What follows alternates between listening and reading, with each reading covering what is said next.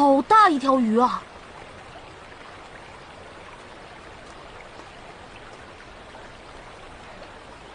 来，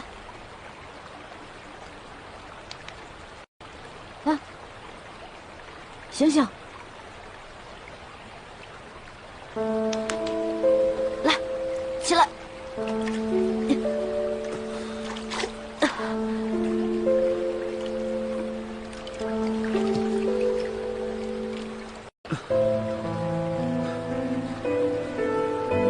你衣服呢？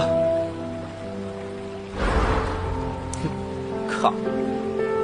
都要杀了我了，还管我穿没穿衣服？你怎么在这儿？我也是为了躲避刺客，才落入水中的。那这么说，是刺客赢了？都这个时候了，你还有心情关心这个？那当然了，就好像看电视剧不让我知道大结局，看足球比赛不告诉我几比几一样。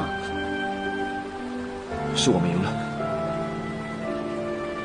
那你还弄得如此狼狈，你的那些侍卫们看着你就像看天线宝宝一样。若没想到下游水流湍急，又撞上了礁石，胳膊动弹不得，便飘到了这里。